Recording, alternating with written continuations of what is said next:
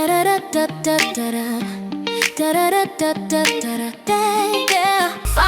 your path with the knowledge of others and become an illuminator for those who struggle.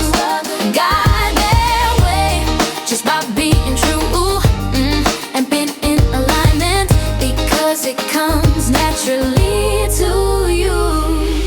On self-discovery, wisdom, we share to find inspiration with lessons for millions. We hope you listen. Good morning, good afternoon, and good evening, everybody. Welcome back to another edition of This Story Matters, right here on selfdiscoverywisdom.com. I'm your host, Sarah Troy. My guest today is Tom Green. We're going to be talking about McDaniel College seniors receive Dress for Success graduation suits through Philanthropic for a gift from a 6-year-old teammate, Tom Green. Why has he done this? Well, we're going to find out all about that today. He wants to express gratitude and optimism as they prepare for life after football, which is wonderful. He said that Westminster, December 11, 2025, more than a dozen McDaniel College football seniors stepped out into their next chapter this weekend, suited for success, thanks to the teammate Tom Green. And for those athletes who are a story of resilience, reinvention, community spirit, and it continues to inspire the nation. Tom, owner of Northeast Pallet, a cancer survivor, a communications major, purchased suits, t-shirts, shirts, formal footwear for 15 senior football players at the men's Wearhouse in Westminster. 2 groups arrived Saturday morning for personal fitting, style and guidance, and the opportunity to prepare professionally for their post-college careers. Something that I think gives dignity and respect and says, I'm investing in you, now go and invest in yourself. These men have been pushed, they've supported him, inspired him in every single day. Helping them prepare for their next step is his way of giving back. They're incredible leaders and they deserve to walk their future with confidence. And we are going to be talking all about that today, but also all about his athleticism, 6-year-old student athlete, small business owner, cancer survivor, his documented OTO 60 in 6 decades after surviving stage 4 kidney cancer, rebuilding his life following significant financial hardship. Tom made the bold decision to return to college at McDaniel College in Westminster, Maryland, where he's pursuing a communications degree and playing football for the Green Terror. His mission is to show that it's never too late to reinvent yourself or chase a dream or start a game. His perseverance, fitness, faith, and second chances you can find on Instagram and LinkedIn. We'll get that out later in the show. I quite agree with you, Tom. It is never too late to start a new chapter in life, to be adventurous, to do something that we desire to do. Admittedly, sometimes our body might say, hey, you're not 20 anymore. But if the spirit is there, why not? Welcome to the show, Tom. Oh, thank you, Sarah. And yeah, that's kind of the mindset that we had going into this thing. I appreciate the time that you had me come out and speak with you. And yeah, let's just have at it. Well, let's just, look at it from the sports. I mean, for you to kind of be around these young people and see where they're going and what they, want in life, you're coming from, a few chapters on in your life and you're looking back and it's like, if I had that kind of support, it's not just the suits, it's the kind of the attitude that you're giving them of to stand tall and who they are and the way they present themselves. Is this something that you didn't have? Kind of when you graduated, is it something you thought that would really be, your contribution in a way because you knew what it meant to you? Oh my goodness. Going back to my graduation. So long ago, Sarah. It's okay. Just turn the wheels back. You'll find it. So back in 83, things were a lot different. So to say. Anyway, but yeah, these young men have really taught me a lot. They taught me, I think, more than I taught them. And it's just that they had great perseverance and great courage as to what they tried to accomplish on the football field, and just participating with them in classes and so forth. I mean, that was the real dial back for me, is hitting the classroom again. That was Yes, I can That that imagine. was a, that was a that was a little different. It's like But taking your driving test again years later and realizing you've got bad habits. oh my goodness, no. But the thing about it is back when I was going to school, my father had his own business, and it was pretty basically we were going to be working with him. Hmm. And so that was a wooden sawmill and a wooden pallet business. So and that was fine. Hmm. That was great. But no, education really didn't really matter to me as much. And we really were brought up in kind of like a hard nose sort of Hmm. atmosphere. I mean, the love was there, but there was a hard nose atmosphere those years of growing up. And, in the mid 90s, I actually broke away from that and I started my own real estate development business and had some really great success there. And until the government decided to come in and, shut everybody down and take Do you know everybody's what the houses. government does? Repeatedly. Let me tell you. Yeah, I have oh, I know. stories. I have stories. I can hear it. I can hear it. Which just seems to be a trend. Yes. And kind of like, how do you get ahead when they take you cha cha cha 10 steps back? Right. Yeah. So, yeah. Exactly. Exactly. But I call those redirects in life. Like an end Yeah. of a chapter. It's not the end of life. It's a redirect. You have to lick your wounds. You have to, give yourself a good Mm, hug and it's go, mm, okay, what's next? And what was mm. what next for you? I think that's what really catapulted the disease that came upon me in Hmm. 2015. 2006, my net worth was right around 13 million. Wow. And by 2012, I walked away from bankruptcy with $7,500. Wow. Yes, Yeah. there's a little bit of a decline. So, all the workings of our fine government at the time, but that's Mhm. okay. Like you say, bumps and bruises, and Yeah. I got walloped across the head. But We call that the cosmic 2x4. exactly, exactly. Well, the thing about it is that sir, I don't know if you know much about my story as far as Instagram, as far as spirituality. I'm a born Mhm. again Christian, Mhm. and these kind of things can happen to a person that kind of strays away from someone that bought and paid him with a price. So I was bought and paid with a price through Christ's sacrifice, and a little bit of success was a little bit too much for Tom at that age. Uh-huh. Hmm. You Hmm. know, so you take some steps and you take some avenues in life that you shouldn't, and I did, and I that was whop Yes. from the good Lord. Wackaroo. Let me remind you. It's Yes. so funny. It's so funny because you have wisdom. Mm. And it's like the fear of the Lord is the beginning of wisdom.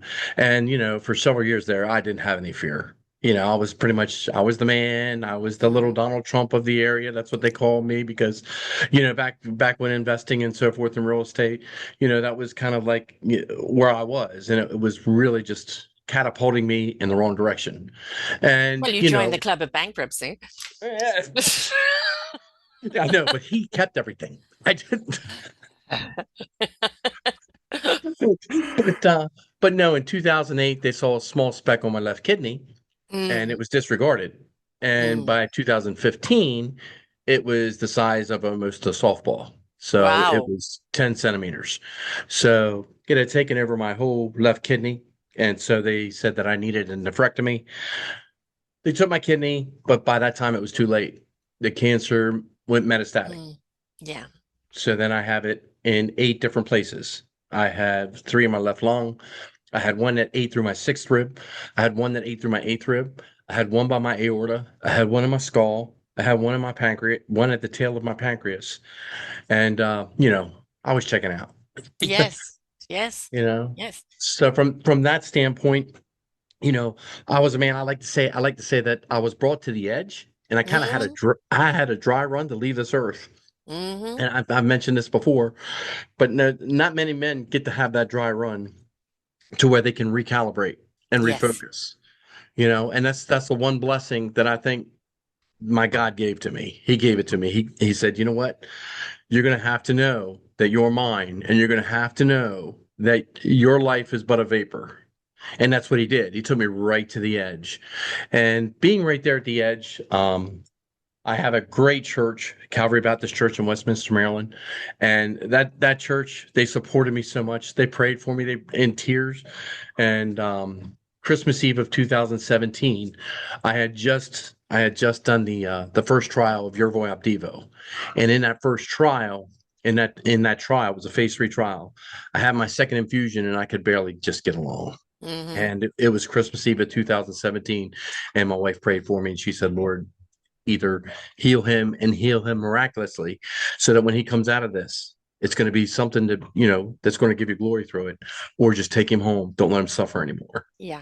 And when that happened, just a matter of weeks later, I got the third infusion, and then my body just totally changed.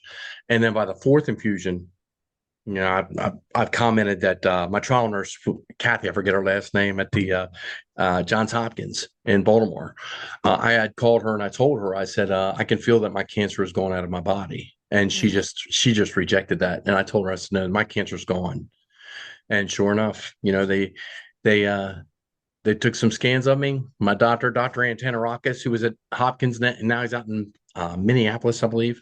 But he did a scan and he told me, he said, you're clean. Mm-hmm. Mm-hmm.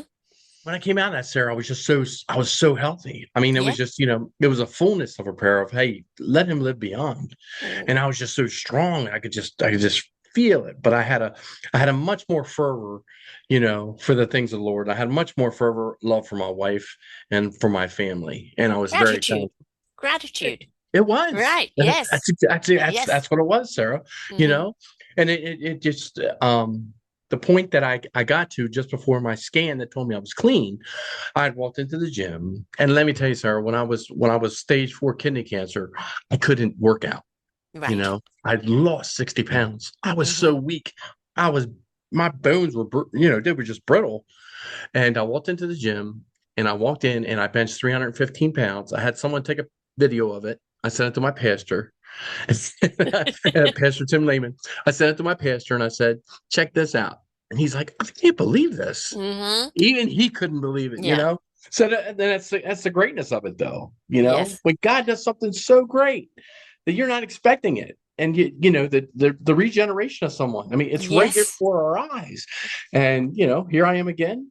So I knew that record was 61 for that football, that NCAA football. I knew that record 61, and I'm here, and we're gonna chase it. You Well, that know, was your not only your new chapter and your new book of life, and Huh. I always say it doesn't matter what faith people are, Gus, God, universe, spirit, source, energy. There's just something divine out there that you can choose your relationship, but we've got to understand that that's the wisdom, that's the power, that's the energy, and that when we tap into it and allow it to run through us, surrender to it, allow it to run through us, it will give us everything we need that we didn't even know we needed. And it's, we're so busy on the human side of things of dictating what we want, what we must have, what this, what that, that when we actually surrender and say, I'm in your hands, right? Show me, guide Right. me, come through me, do with me. And that's when we step into our illuminant and our divine energy and our wisdom. Because knowledge is knowledge, but the wisdom is knowing how to use Wisdom. the That's right. knowledge. Mhm. Exactly. That's application of that Yeah. knowledge. Yeah. The thing about it is when we talk about, and I just sidetrack here, but when we talk about the many paths that might lead to that holy one, it's just that, the thing about religion is that you have some that say you have to go this way and that's the Mm-hmm. way. You have to go this way and that is the way. When I went back to college, my favorite tests back when I was in high school were true false questions. Mm-hmm. Mm-hmm. They were my favorite because it was one or the other, and Yes. most times I didn't study, so it'd be flip a coin. But it was obvious when you read the question, okay, what's true and what's false. You There felt it. wasn't a third. There wasn't a third one. There Right. wasn't a maybe. It could be. It might be. It's either true or it's false. You know. So you know my viewpoint on being born again is that Christ said that there's no other name written under heaven that one can be saved except through Christ alone. And that's really where my belief stands.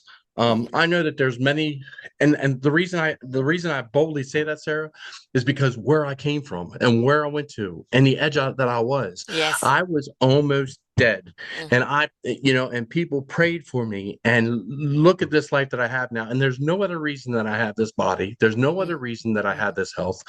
There's no other reason that my business, it's Northeast Pallet, not Northwest, by the way.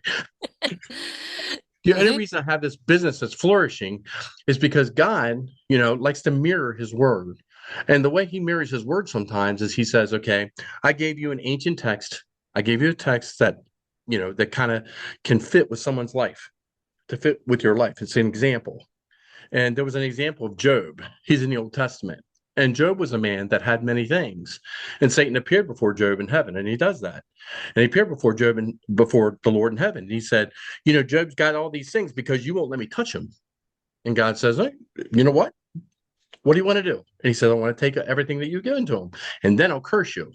And God says, you know what? Have your way with Job. And he does. Job says, you know what? I had nothing when I came in this world. I have nothing when I leave, but God, you are God. Yeah. All these things happened to Job.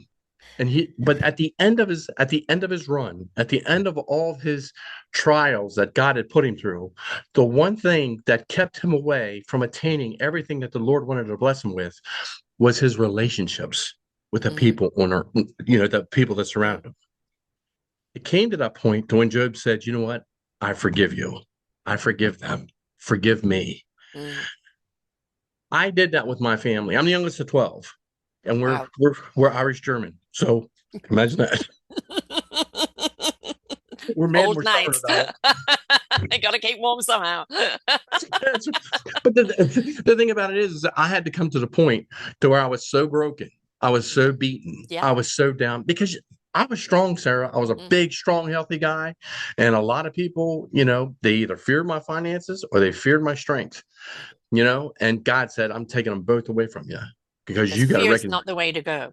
That's Right. it, exactly. He's like, Exactly. you have to recognize who I am. Yeah. So, and that's what he brought me to. And I sat and I told my pastor, I said, when this healing really started, when I forgave everyone that I had an angst against in my family, I was willing to forgive them. And then he flipped up the old book of Job and he says, Tom, that's where Job was given everything back to him. So, so But that's that's kind of the understanding that it's not riches. It's right. enrichment. Right. It's Sure. abundance that Right. comes from within, that runs through you, that you are meant to share out.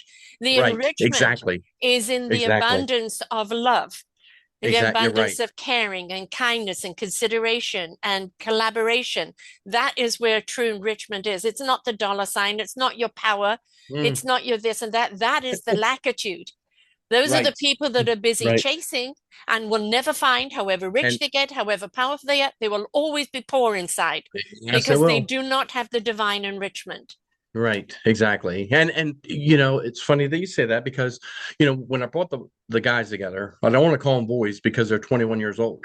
They're not boys, they're young Young men. men. That's right. That's Yeah. right. They're young men. And it was just one of those things, okay, this is not a handout. This is a leg up. You Mm-hmm. know, Mm-hmm. someone had mentioned in the article about me in the newspaper that I was a third of their age. And I was like, I'm not a third. And then Yeah. Yeah. I looked at one of the linebackers and I asked him, I said, Johnny, how old are you? He said, Tommy, I'm 19. Uh-oh. Mm-hmm. Mm-hmm. But I've lived this life, Sarah. And the thing Yes. about it is that I've lived it on both pinnacles. Okay. I Mm. lived it on both sides. I lived it with having God, pretending that I had him still when I walked away from him, and then having him and just being so stinking blessed beyond what I, You went from what, riches to enrichment. yeah, exactly. What, exactly, Yeah. exactly. I don't deserve it. I don't deserve what he's given Well, you me. I do don't because deserve yes, it. no, I don't, we you never know, say that. We never say that because if we were chosen to go through it and we went through it, we are so deserving. It's now what do we do with it? uh, That's what counts. What do we do with it? We are all deserving. There is no sacrifice or suffering having to have here. We can struggle, but how and what do we do with the gift that we've been given? mm.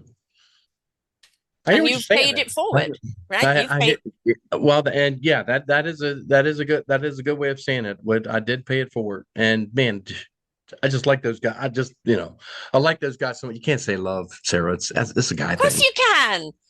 Love is a universal energy, and people need to get over this stigma of love and love each other more. Come Yeah, but we're on. guys. We're guys on a No, football get team. over Come it. Put on, your come on. testosterone away. Right? No machoism. Love is love. It's what makes the world go round. It's what God wants us to share. Oh my. So, and that's in essence my story. I mean, I'm back. My business is great. I'm healthy again. You're I'm back healthy playing beyond. football?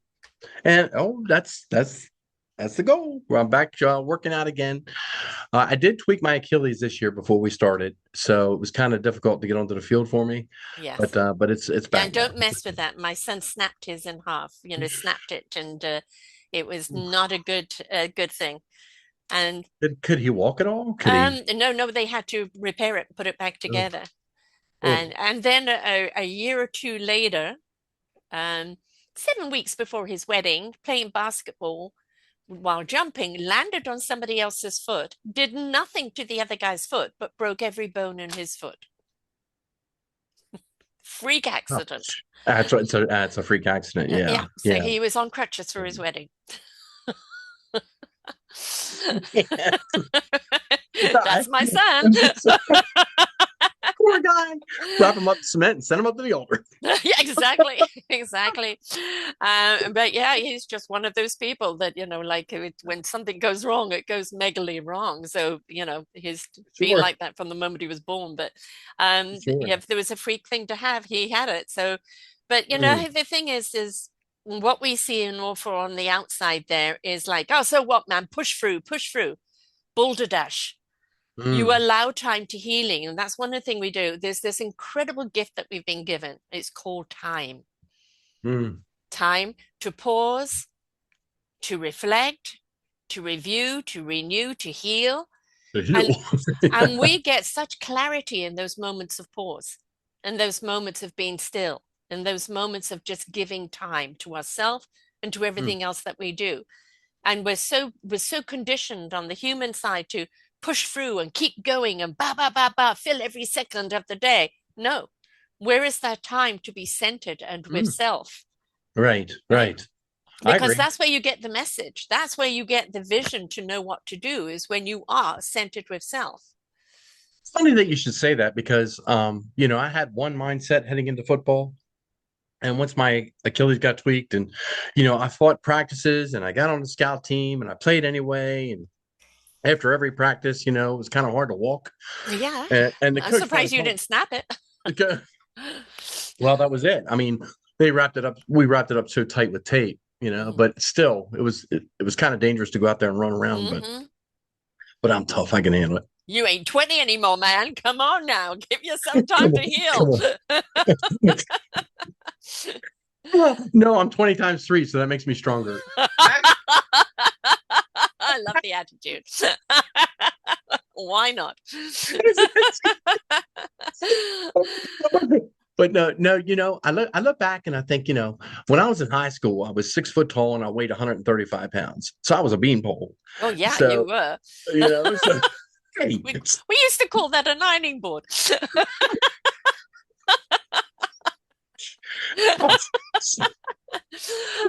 so right around 19, 20 years old, I started lifting weights. Mm. And, it started happening to me and I started growing and started getting bigger. So then I went out and played semi-pro football for 5 years and, not an ounce of high school behind me. So, but, it was a rough style of football that we met up with, on Sundays, each Sunday that kind of got me to the football gig. And that everybody needs something to kind of get rid of the excess energy, and Yeah. play with mates. It's playing, it's exercise, it's strategy, it's a release, right? All of it. Right. It's healthy, and so everybody needs to have something. I mean, my poor son right now, because of his thing, they hike. He's Yeah. having to give up all those jumping type ones now, but they hike and do things like that. So, but it's looking at what helps me be me.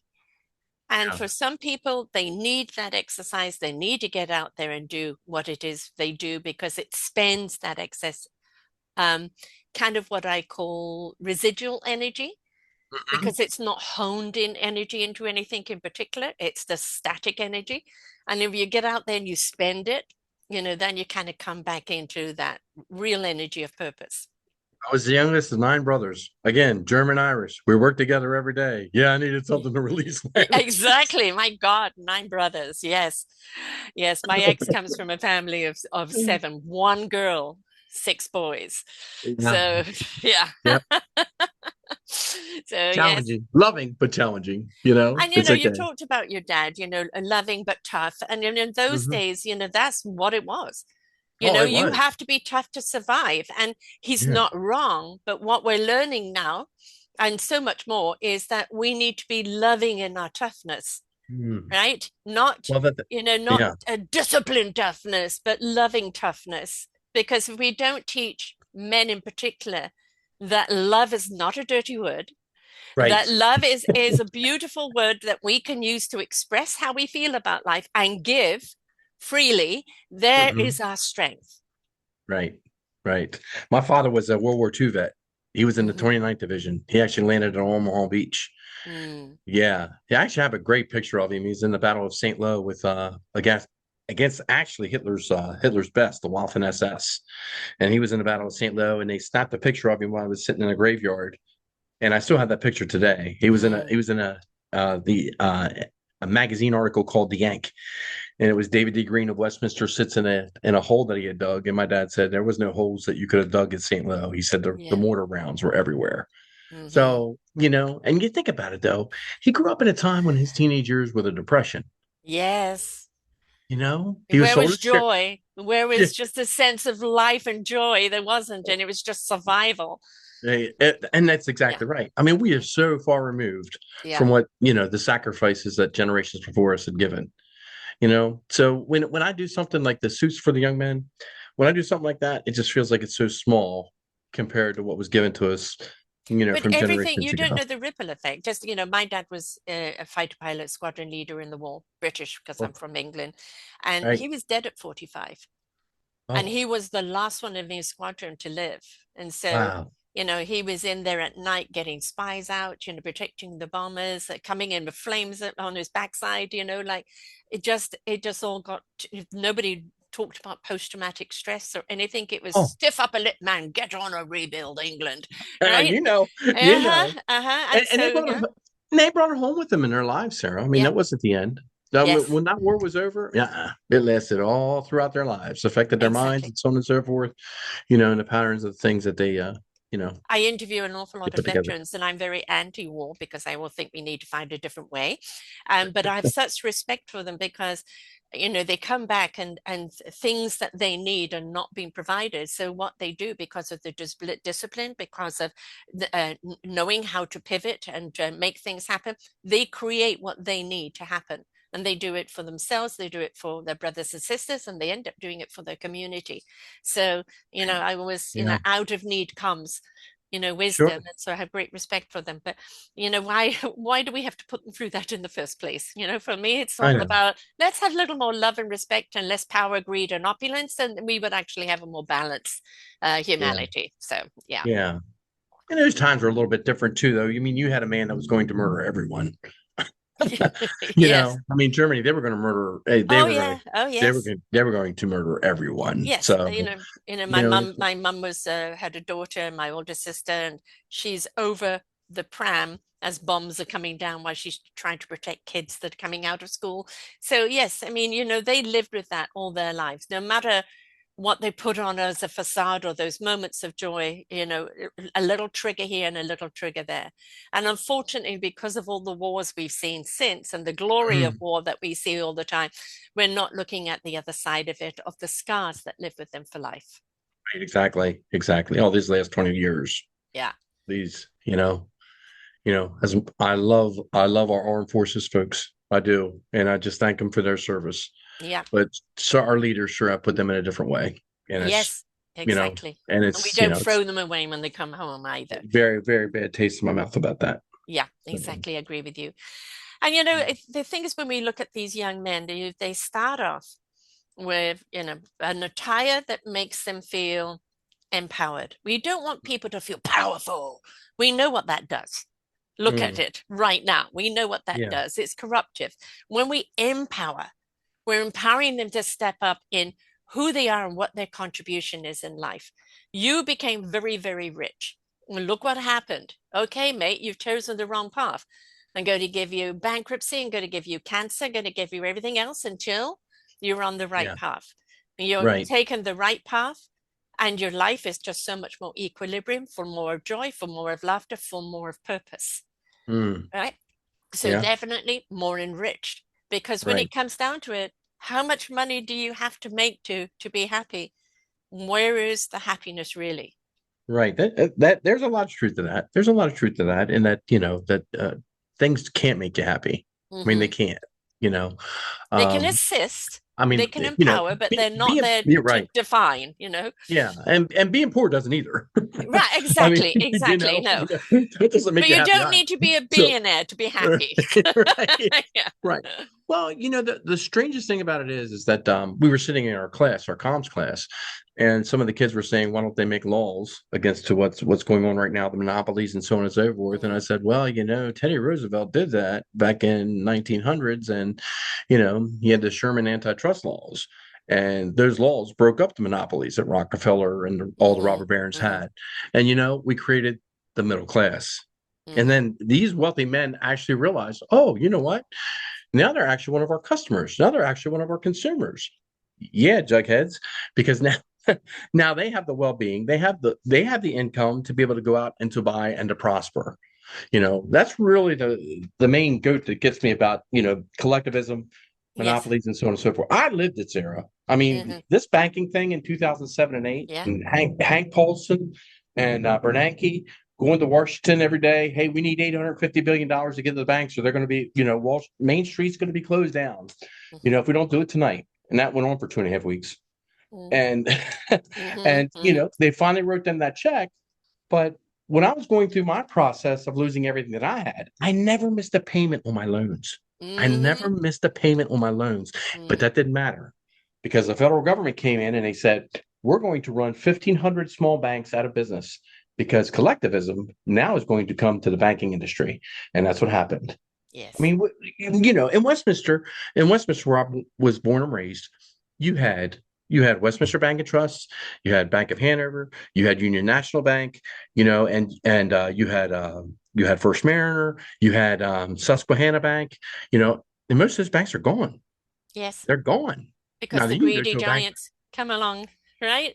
Monopoly, monopoly, monopoly, monopoly. And where right? really it should be community, community, community. And right? Hey, So well, yeah, exactly. They took community banks out of yeah. the system, and now everything's centralized now, and it's just it's truly sad as to what's taking Well, place there. they're all, Goliaths, but we know what happened to Goliath. We just Yeah, oh, need a yeah, few Davids, right? And that's the it. thing is, a lot of people go, well, what can I do about it? Every single one of us can do something about it. We can change the way we buy, we can change how we stand up and speak. The universe gave me 8 years ago a saying, I'm going to shake you up to wake you up, for you to step up and change it up and grow up vibrationally to a higher consciousness, a consciousness Right. of love where you cannot do any harm to anyone else. And for many people, they've adhered that. They're moving forward with that. They've changed it up to be more of a consciousness. But those that, hold on to fear, and those that hold on to control, the last thing they want is anybody having individual thought or community thought, because they like Right. puppets, right? They like to pull Right. everybody's string. How do they Mhm. do that? They do it through fear. And that's how they control. And so you still got the people that are being shaken up. And even though they're being shaken up, they're still unwilling to see that they have strings attached, and those strings are being pulled. And at some point, we've got to cut those strings and take ownership of ourselves, our own thoughts, our own actions, and stop, and maybe point at everyone else, government, this, that, etc., the fingers pointing back at us, and say, where's our accountability? What are we going to do about it? Where does our consciousness lie? Yeah, that's an interesting viewpoint. I come from a perspective that's pretty close to that, but my perspective is that Psalm 2:1 through 5 says this, that the leaders of the world band together, and they say, you know what, let us cut the bands off that God has on us, and we'll be the big collective, we'll be the big ones, we'll Mhm. be the God of the earth, and so on and so forth. But when you get to verse 5, it says, "He who sits on the throne laughs." you know so that's Almighty God. He sits on a throne and laughs at these guys out there that's Little trying to select wannabes. prism. Yeah, Yeah. exactly. Yeah. They are, though. They Yeah. are. It's like you said, they try to rule with fear because Yeah. they want to control all things. And Right. it just says he sits. Check it out. Psalm 2 Mm. verse 5. It says, Right. "He who sits on the throne laughs." And and that's comforting to me, because you know what? He's sovereign. He's all control. So, what's going on right now, hey, it's only for a time. And And I think, also, it had to be. It had yeah, to show us how far wrong we've gone in yeah. order to bring people back, mostly to community, to being there for each other.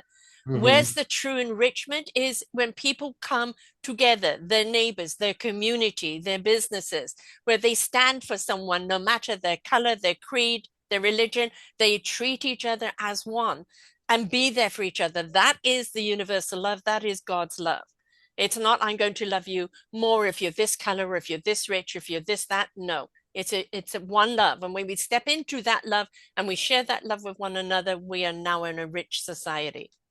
Right, right. And I agree with you on that viewpoint. God's love is not restricted, No, and he's willing to share it with all, but how many people are willing to accept it? Because, like you said, you have the hierarchy, and like I said before, you can be poor and be just as wretched as the folks that are billionaires. You can be right. just as wretched as they are. And that You know? comes with your attitude. Is it lackitude? Or are you Yeah. grateful that you have an opportunity?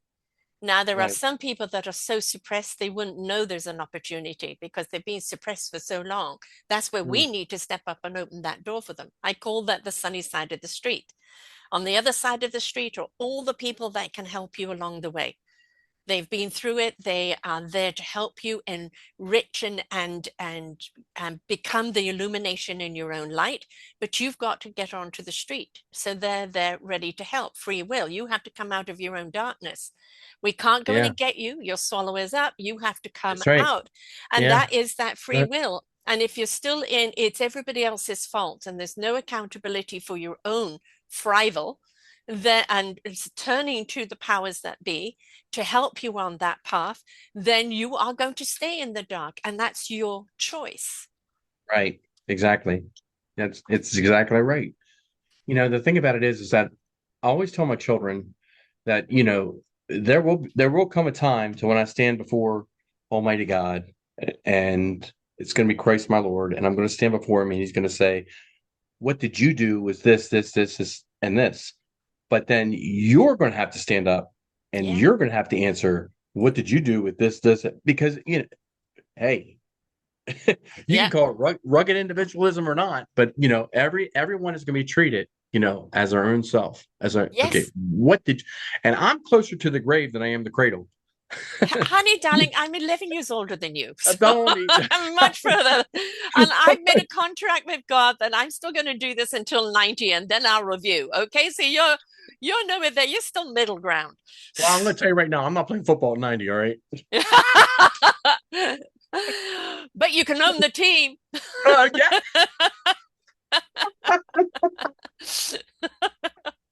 That would There's have been always a way. that would have been if I wouldn't have had that hiccup back there in 2008 and 9. Yeah. Well, what I think is again, what anybody's faith is, it's having a faith. It's understanding that when you are in stillness, in peace, in purpose, when you have chosen to be the love, when you've chosen to be the peace, when you've chosen to be the light, it's not about what you're doing, it's who you're being in doing it. A lot of people look at me, do, look at me. It's like, what are you being? Are you the light that draws people to you? Is it pure? Is it authentic? Is it guided? And in your light, what you're doing, does it shed light for other people on their path? Does it empower them? Because that's the true enrichment, is in the empowerment of others. That's one of the things that I had said before when when I was going through my cancer, is that I relied on my faith and who the Lord was. Mm-hmm. Hebrews 11:1, faith is the substance of things hoped for and the evidence of things not seen. And Mm-hmm. that's what I want to be, that reflection that, when people say, well, who's empowered you and who's Yeah. healed you and who's guided you and who's blessed you, it all comes back to my Lord, who I bless, Yeah. my Lord and Savior, Jesus Christ. And that's always my go back. That's always my return to, because you know what? That's the only reason I'm here. You And know, and then the question is why? Because I'm here to do what he right. has gifted me to do.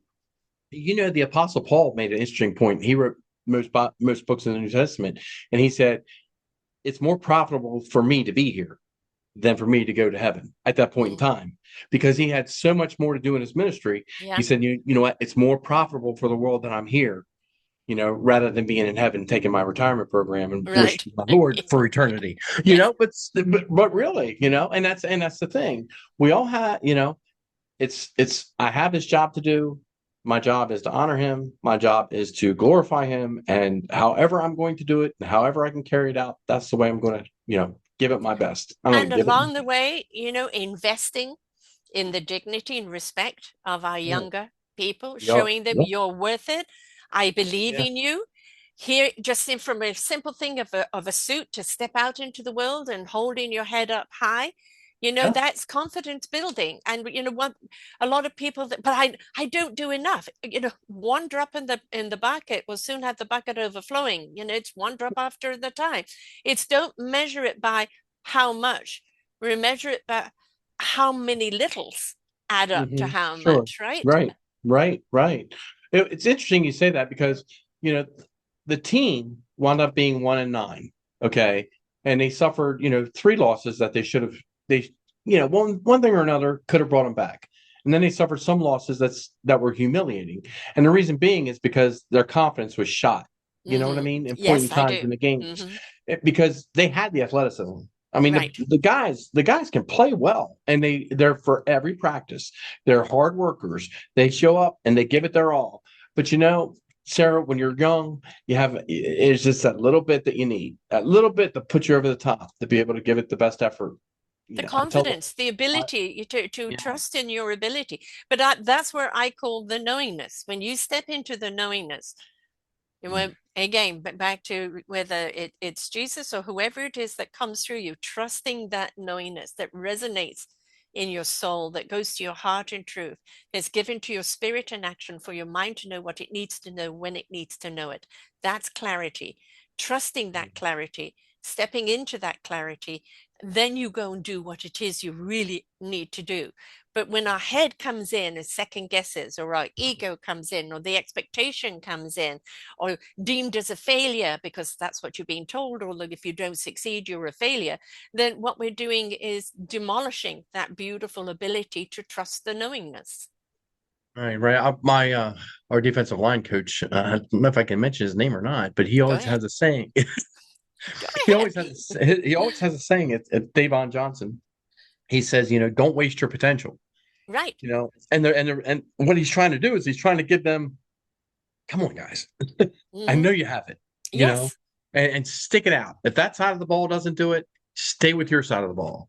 And there's a lot of truth to that. You know. Like I watch it. I have three grandchildren, four, two, and a newborn. Almost 3 months now, and you're watching at each one of them at different stages. Right, the middle one has Down syndrome, so for him, everything has come a bit later. He doesn't know that. When he Right. learned to walk, when he's now, oh God, he's climbing everything right now. Nothing is safe. Driving Nana crazy because swinging from the chandeliers, right? So, you know, but it's that discovery. Oh, I can do it. And I Yeah. think, the beautiful thing about a child that is like that, and many with autism and Down syndrome, they're not burdened by the expectation or the dictation of the outside. They're just as, I can do it. Let's go and do it. Right. Right. And I think this Right. is something that we need to encourage more is like, you can do it. You've just got to discover it. and Sure. encourage the Sure. discovering, encourage the wonderment, encourage, I know it's in you. Let's find it. Yeah. Yeah. There's a lot of truth to that. There's a lot of truth to that because the main ability, I mean, in any kind of sport, but mostly in football, it's you against one other guy. Mhm. There's people all over across the field. There's Yes. 11 on 11, but it's you against the other guy. Bill Belichick used to have a saying when he used to teach the Patriots. He said, "Hey, you got to beat your man. If you beat Mhm. your man, we win." Right. Don't focus on it. Can you beat your man? Can you finish your job? Can you do your assignment? And that's basically it. And you just got to have the courage to go out there and the confidence to be able to get it done. So I call it kind of staying in your lane, but with your antennas up. right. Right? Because you're in your lane, you know this Mhm. is what you got to do, but your antennas tell you when you have to go left or right or do something different because Keep your of head up. what's in front of you, right? And if we don't have that flexibility, we're going to break. So, I think that is a, thing for life is that be flexible, be adaptable, be adoptable, because if you don't and you're rigid, you will most certainly get the cosmic 2x4 somewhere along the line. Sure, sure. They call it keep your head on a swivel. Yes, yes, Yeah, yes. when you talk about football perspective, it's Mhm. keep your head on a swivel and be looking each and every avenue because somebody's gonna come You don't along know and where they're coming from. maybe bump you. You need I've to had a couple, dodge. I've had a couple of those in my life. Woo! Boom. Yes. I'm knocked for six here. Yeah. One time we were playing this game against the Jersey Raiders in Baltimore, down in Baltimore, Maryland, at Lake Clifton High School, and I got clipped, and the refs didn't see it, and that's a hit in the back. Mm. Okay, the guy squarely hit me in the back as hard as he could, and it hurt like a Dickens. Right. And, Hell and yes. the very next play, he did it again. The Ooh. referee didn't see it. I went to the sideline, and my coach said, "Hey Tom, have you learned to keep your head on a swivel yet?" Yeah. Yes. So Do it once. Okay. Do it yeah, twice. What am I doing wrong? Yeah, we're gonna be exactly. hauling you off on a stretcher. Yeah, exactly. Exactly. So, And that whatever they learn on the field, they can take forward in life. It's knowing which lane to travel, but have the head on the swivel. Which of the person is hitting you on the back because they're coming up behind you, haven't got the dignity to face you.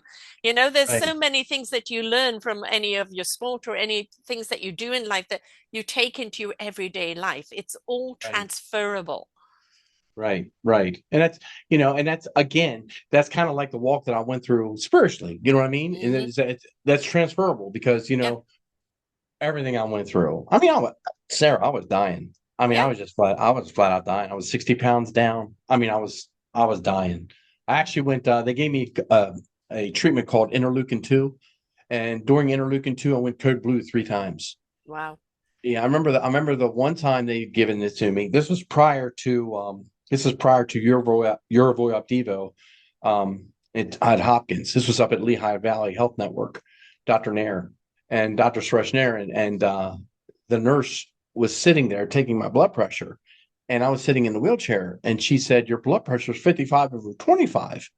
And I remember looking at her saying, that can't be right. I woke Mhm. up with my room filled with 20 different nurses, Yeah. and they're getting ready to give me the paddles to bring me Yes. back into. This is great. So they're trying to bring me back, and I wake up and I open my eyes, and the doctor looks over at me, a different doctor. He looks over at me, leans over, and he goes, "Mr. Green, we're going to take you down the hall. We're going to give you a CT scan. We want to make sure that you know everything's okay with your brain." And I looked at him and I said, "What? You think I had a stroke?" He patted me on my chest. He said, "Never mind." Well, kind of in a way, you were too stubborn to die because underneath it all, you knew that God had a plan for you, right?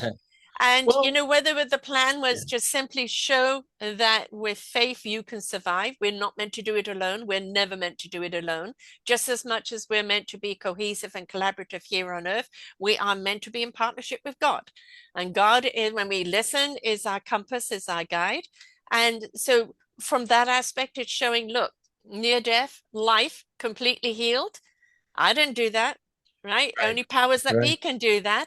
And then right, them paying right. it forward, with the kids, is that there's always when we pay attention to the message, there's always a reason why we go through things.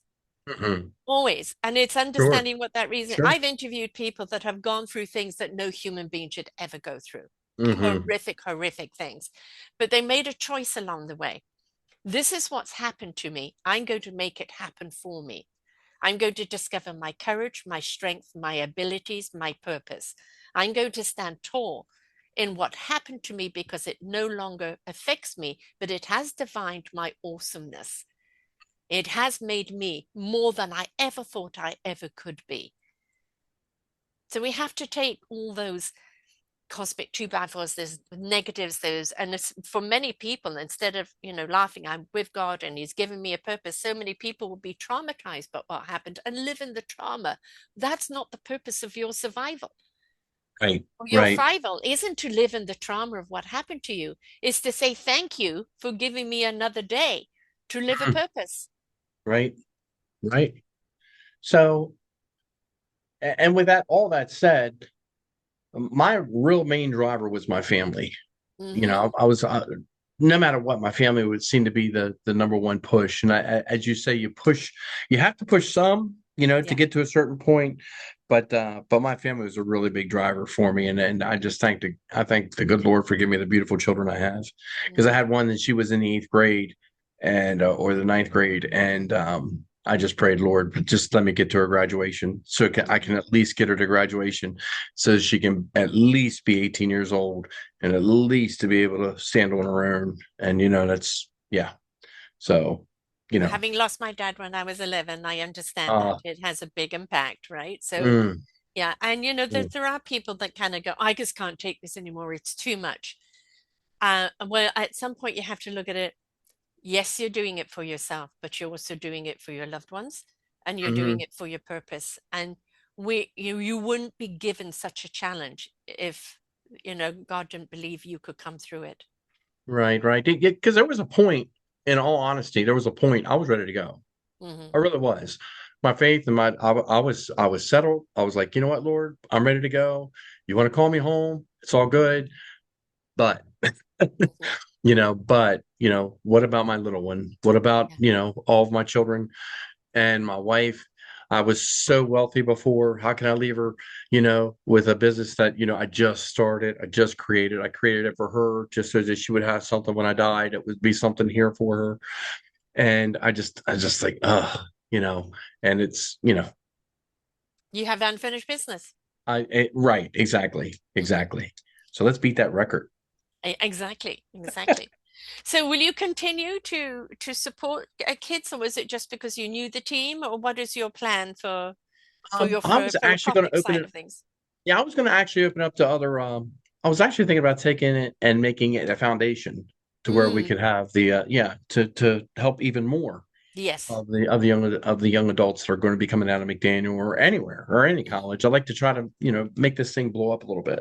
So that was just for me. I know that there's a lot of other wealthy men out there that can that can help out, and Yeah. we can help this next generation with a leg up.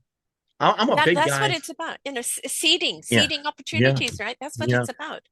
I'm a big guy, Sarah, and that I think the worst lender, the most predatory lender that we have right now is the government. And Hmm. I say that in this way. You know, when I go get a credit card, when I go get a car, when I go get a house, I have to fill out a credit application. Hmm. I have to show them proof of funds. I have to show them that I have a job, that I can pay the loan back. Not with a college loan. No. With a college loan, it's hey, just sign your name here. You can work the next 30 years of your life and pay us back. And Yeah. that burns me up so bad, Yes. because then the institutions look at that and they say, "Oh, we'll charge three times the value because we know we're going to get our money back because now the government is lending the money." Right. And it's Where's the investment in our future if you are gouging all the time? oh, oh, Right? It's that pure drives gouging. There's so much it that has is to be it leveled is out and it redone. is. Absolutely. It's that thumb, Hmm. government likes to have that thumb over top of you, and we got to wake up to it, and we got to say that this is enough. What are we doing? I Well, mean, this you're is the letting that. reason why you've got so much crap out there right now, and like extreme crap, gone to extremities that nobody ever thought of, Oh, is to really wake people up and go, look, this has actually been underground all the time. You just Right. haven't been paying attention to the system. Not only do we need to completely reboot and reset all the system, we have to do it with younger, more community conscious, that are not chasing the ego or the greed, that are truly here to work for the people. We can't go back to the old table. We have to set a whole new table with a whole new attitude. We have to roll up our sleeves and we have to get it done. And one of the things we have to have is respect and a sense of value and dignity and love for each other. You may not love everyone, but we can agree to disagree. But this whole hate rhetoric, you're different, I hate you. This whole, thing about I need more money to be Yeah. powerful and popular. I need to own more to be dominating. That is showing me that you're a very tiny little person inside that Right. is compensating Right. dreadfully. And no matter what you've got, the world in your hand, which many of them have, they will never find contentment or happiness. None of them will. The thing about it is I kind of try to push towards the class. They say, well, we need socialist policies and so forth. I try to tell them, I say, we see more socialism in this country today. I said, you haven't seen true capitalism. True capitalism is, okay, government doesn't interfere. It does Mm, not enter. Every time the government sticks their stinking foot into it, it's going to explode. It happened with the phone lines. It happened with insurances. It certainly happened with the banking industry. But again, what system is out there now? It's out there to control generations. And if they, yes. they keep pushing ideologies, and they keep pushing these Hmm. things that generations can't throw off of them.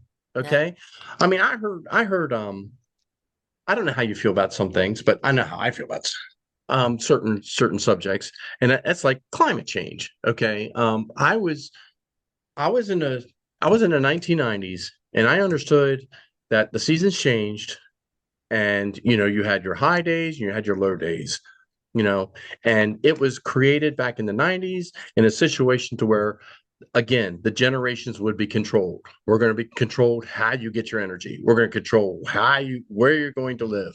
We're going to control what kind of cars you're going to buy, what kind of cars you're going to buy. Everything is about control. And Hmm. and it was a boondoggle for government agencies and government representatives to get rich. Yes.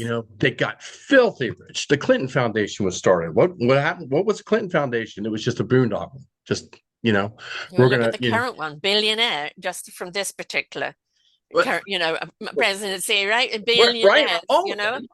Let me tell you something. I'm a constitutional conservative. Okay, I have my issues with what's going on.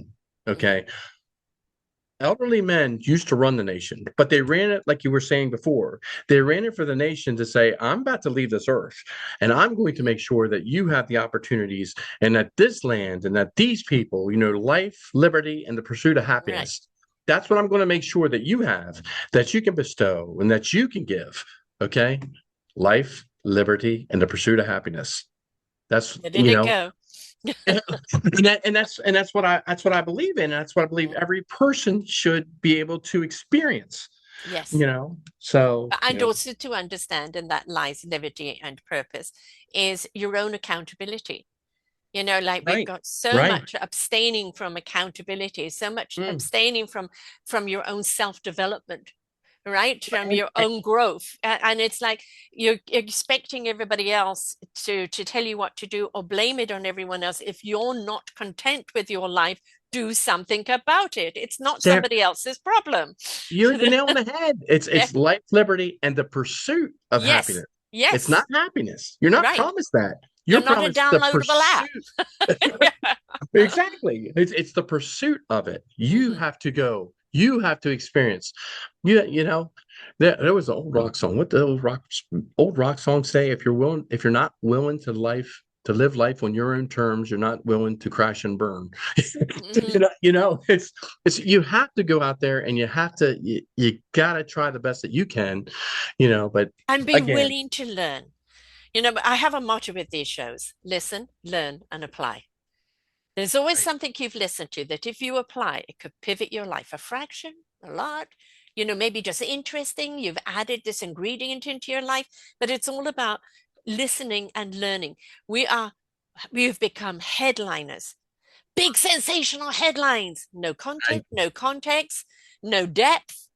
Right. Nobody's Right. reading, nobody's researching, nobody's inquiring. It's all the Mm, sensationalism. And mm, the sensationalism has to stop. And we have to be accountable of, well, what do I believe? Why do I believe it? mm. Am I a part of the problem? Am I a part of the solution? What am I going to do about it? Right. Right. Very well said. You It's know, up to per, us. per- It's up to personal us. personal accountability, Oh, personal absolutely. accountability. You know, Absolutely. we actually had one class,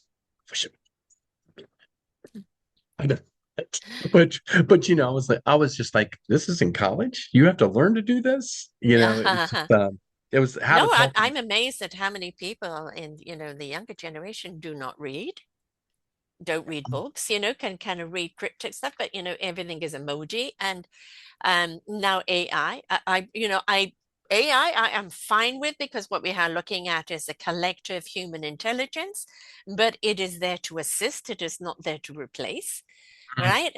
And again, in the wrong hands, as we are seeing with a Mhm. certain little person, that dominancy over it. And there's actually a show I did a little while ago which I think that you would enjoy signing up for, called Simple. It's John Bunzel, and it's under my Let's Get Synced series. And he started a program some years ago, Simple, which is actually uniting the countries on climate change, and like nobody doing things that are going to harm the environment, because yes, we're the harmed ones. The environment has its own beautiful nature. We're the ones screwing it up. But on the other side of it is the consciousness of signing and making sure that the people we elect have agreed to this contract of holding accountability to all of those mega industries on their dominance, that no one country, no one industry has power in AI or in anything else over everyone else. So, and it's a simple citizen signing up to be a part of this. It's a citizen's voice. And I think that's the thing, is that there are people out there working day and night, year after year, trying to change the system, trying to invite people to be a part of that solution. But if we're not willing to join and support and get behind it, nothing is going to get done. We've got to quit bitching and get kicking.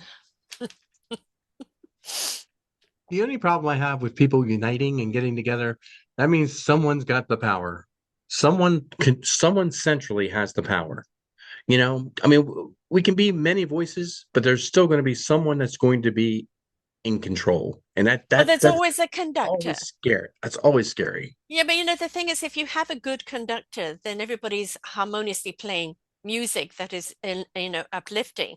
But if you have a conductor that's on a different agenda, don't join the band, right? Okay, Don't join the orchestra. right, right. But how about if that conductor has different viewpoints than we do? Then don't join that Than I orchestra, do. Right, right. right? Yeah, but the band's already playing.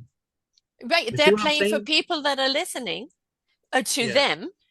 Go Hmm. and form your own orchestra, Right, right? Because I right. do believe that inspiration begets invitation. And when you inspire people by empowering people and uplifting people, that invitation is to be a part of that higher frequency, that higher energy, that divine energy, right? And Right. and that is, maybe one person is the conductor, but when you're all in sync with each other, then it's going to rise harmoniously, as we've seen with numerous millions of people out there marching without killing each other or looting or anything else. But if you've got a bad conductor, then yeah, that orchestra is going to be either manipulated, or everybody's going to have their own agenda. We have the power of deduction and reasoning and inquiring. Don't just carte blanche join something because it looks sexy. Look at it. Does it fit your compass? Does it fit your morals? Does it fit your voice? And well, and that's kind of where I always go back to. Okay, so if we're going to go to a morality base, okay, so where's the centralized part of your morality, and where is it coming from, and The who's very giving it core to you? of you, which is God's streamline. Ah, okay, that's right. That's right. Okay, so morality. Okay, do we want godly morality, or do we want a morality of someone that's going to be immoral? And it's, I that's think the the morality is do not do to, do to others as you would like them to do unto you, where's that come from? right? And so if you don't want to get hurt or have your back charged every 5 seconds, right? Right. You Uh-huh. don't do it to someone else. It's that treat people how you would like to be treated, Right. because then we're actually going to create people that want to be kind, considerate, and respectful towards one another. We have to be the example of how we want to be treated. We can't demand. We have to be that in our own presence. That is our compass. That is the core value within ourselves. For Mm, that is what God's love is about. It's knowingly you cannot go and hurt someone else. To do so would be to hurt yourself, right. Right. right? And if we could travel by that compass, for me to go and hurt someone else is going to ricochet and hurt me, then how many people would step more into being more loving and caring rather than Mm, going out and inflicting pain? right. I agree with you wholeheartedly on that. It's just that when I look at the different religions of the world, there was really one and only one that loved on people, that healed the sick, that raised the dead, that said to love thy neighbor, that said, you know, be kind to your enemies. There was only one that did that, you know. There was only one person that did that. And when we come to that reality and we have somebody that leads from that perspective, okay, yeah, okay. Someone told me here several years ago, it was a friend of mine, several years ago. He said, "Well, I don't want a president that brings in all the God stuff." Oh, really? Yeah. Okay. So then what's he going to be guided by with his morality? What's going to guide his morality? What's going to guide his decision making? What's going to guide him to say this is right and this is wrong? Because everybody has a compass, everybody has one. And the Mm. question is, okay, what's he going to base his decision making on? What's he going to base and say this is right and this is wrong? Because if you put someone in that doesn't care, that As says, is you know what, evident right now. yeah, well, when questions are asked, I don't think I'm going to get to heaven. Well, that already tells me somebody's already having a spiritual battle that he's not. Okay, that he's not saved and he's not born again, and that stems from the issues of how some decisions are coming out. I Now, think that moral compass of, as I say, your relationship with your God is a personal relationship, right? Mhm. Whichever God there is, people all pray to something different. This is different countries, different cultures. And I believe everybody has the right to choose they want. The Sure, bottom they got line is, does your religion uh, base on the compass of that morality of kindness and caring and mm, consideration? yeah. Is that the compass? Is that the truth of your religion? To be there for mankind, to be there for each other, to come from a place of kindness and loving. If it isn't, if it's coming from separation, if it's coming from damnation, if it's coming from Oh, the infidel. hate, if it's coming from that, then I'm afraid that is no God I want to know. Mm, Because the gods that I know are love, and when we step into that love and we become that love, we are then doing God's work. So I think that whoever rules, whoever steps up into important places, yes, they can stand tall in their faith, and their faith is their compass and their morality. But it shouldn't be faith in politics that now everybody has to be that faith or you're separate, right? right. No, I understand exactly what you're saying completely. But I think you touched on at the very beginning that if your faith guide you in love, if your faith Yes, guide you in helping humanity, if your faith guide yes. you, okay, there's really only one recipe. There's only, for me, there's only For you. one. There's Mhm. a, right. There's only one that, you look on the box of ingredients. Yeah, this one checks out. you know, And that's and that's that that's relationship, right? Every single one of us. mhm. I've been doing this a long time, 14 years nearly, and 3,000 shows, and so many different people from so many different walks of life, and the people that have had their cosmic two before and redirect and risen up and followed a new path, it's always come to a relationship with the divine in some way. What that relationship has been, or who it is, or how it is, or whether it's just energy, it doesn't really matter. It comes down to, is that compass, that very core of their being, based in love? Is it based in that kindness and that consideration and that compassion and that empathy for one another? Because when you come from that space, we see each other differently. We treat each other differently. We are there for each other in a different way. We're there to uplift and support and be the shoulder, be the arms, arms up, arms down, whatever it is. We're not there to lord over anyone. We're not there to dictate to anyone. We're not there to tell everybody, you've got to be like me or you're wrong. It comes down to their actions. Are Right. their actions in their life coming from a space of love? Mm. And that's I'm going to touch on something here, and and it's that as I'm growing older in my faith, as I'm growing closer to the Lord, I'm starting to recognize some things that I had some wrong perspectives. Mm-hmm. Okay, I was angry at a lot of people. I would disregard certain people, certain types, and now that I'm older, so it's really working out for me. And that when I talk to people in different kind of relationships, and talk to other folks, it's easy for me to come up and say, "Hey, man, the Lord loves you. You Yes. know, He wants to redeem you.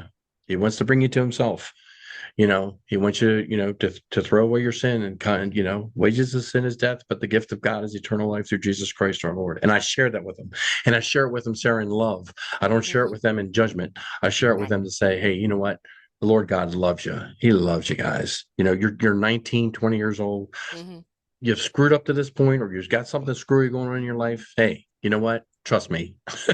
You're talking to a guy that's been around the track several times.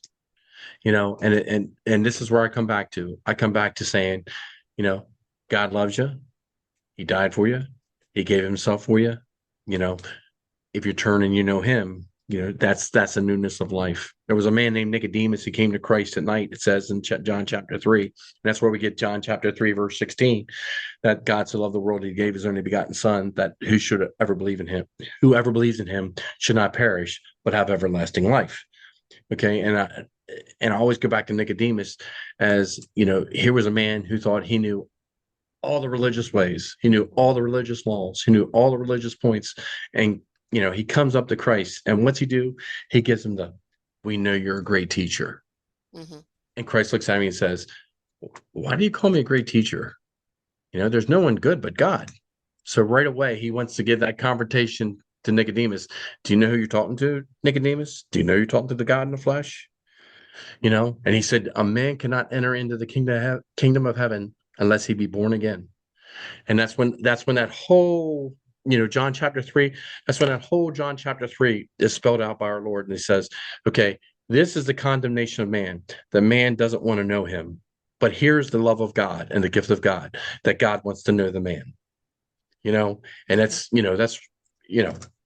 anyway, Compass I've shared. intent, compass intent, that goes back to that compass intent. It's like, are you Exactly. But living from the humanoid side of life, which is me, myself, and I, right, at the expense of everyone else? Or are you living in God's light, which right, is about the empowerment of me shared with others? I am empowered to share the gift that I was given with others, to be that light, to be that love, and right. to open people up, and that's the thing. I think it goes back to it, is that our consciousness needs to rise. Our consciousness needs to step into more respect and dignity and a self-value. You can't value others until you value self. You can't share the love with others until you are the love yourself.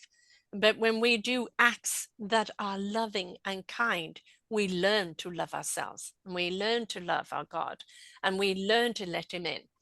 And we learn to understand what it is we're here for. And each and every one of us is being given a gift to share in this lifetime. And that discovery of that gift with the assistance and partnership with God is where we're going to have the true empowerment and the uplifting of humanity. Yep. Yep. That's true. That is true. Good way to end the day. Yes, it is, Sarah. Yes, it is. So you are looking at starting a foundation in order to kind of help even more young men on that cusp. For so many of them, of course, it's affordability. walking up, maybe they're going to, for a new job, or stepping up in somewhere where they want to make a good impression. But as I said, it gives them self-esteem and self-confidence, and that's what we want them to have. You Yep. know, um, th- they're going to make discoveries, they're going to make mistakes. And I think the biggest thing is letting people know they're not their mistakes.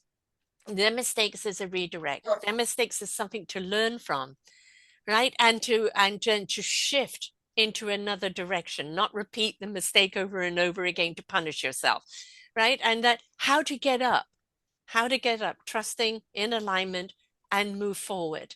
And if we don't teach our children how to fall and get back up, then all we're going to have is a whole load of fallen children and no future. That's right. That's right. So So we got to how love do them through people get, yeah, it.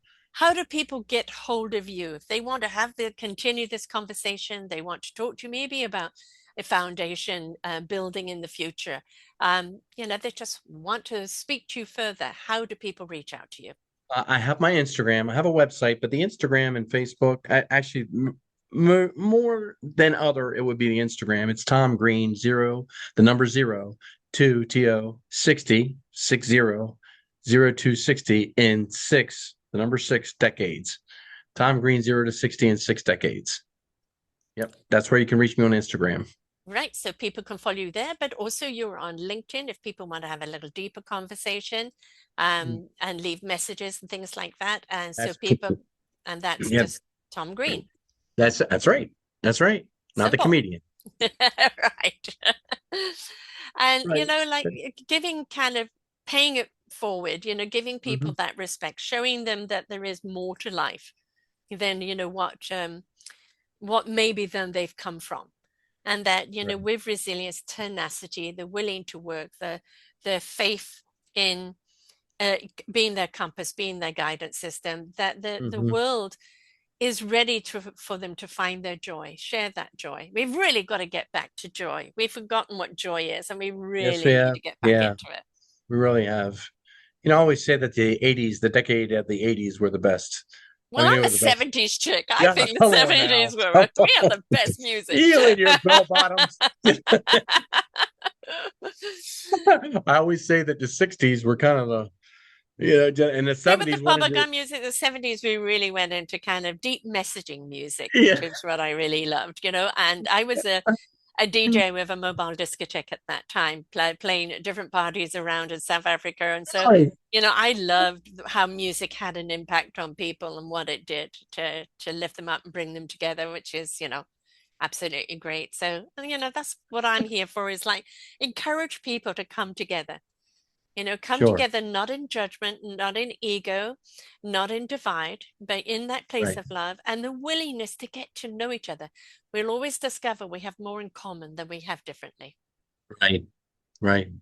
Life, liberty, and the pursuit of happiness. And that May happiness the is good Lord totally show me. obtainable, right? Totally Yeah, it. attainable if You you're got willing to pursue it. right. Yep. And That's it's it. not on the outside, it's on the inside. That's right, Sarah. That's right. Look to above. He's watching with love, you Mhm. know? Let him in So, and you become the love. yep. Yep. So bought and sold with a price, Sarah. I'm bought and sold with a price. Right. And it was, God's salvation was free, but it's not cheap.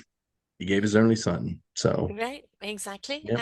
And Yep. but it's a sacrifice that keeps on giving, not in the sacrifice, but Mm, in understanding that it's paying forward.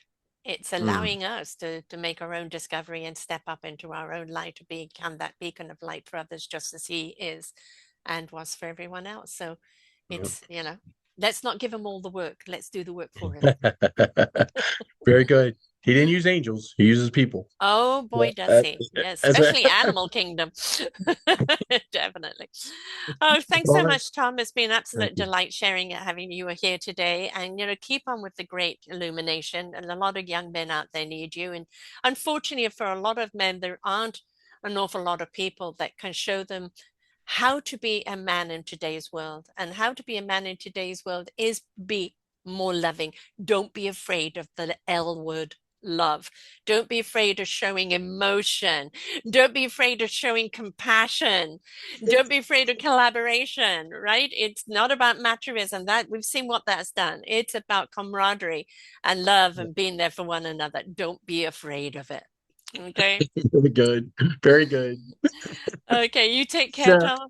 thank you so much. I hope we can chat next year sometime. Maybe we can chat again. Definitely. Yes, Yeah, absolutely. When you got things set up, come back and let us know. We'll get that promoted. So that to sounds everyone great. else out there, remember, you are loved, you are loved, and you're here to do loving things. Until next time, bye for now. We hope that you enjoyed the show. There are so many more for you to listen to right here on selfdiscoverywisdom.com. Come and hear the illumination that's going to shed light on your path. Find your path with the knowledge of others.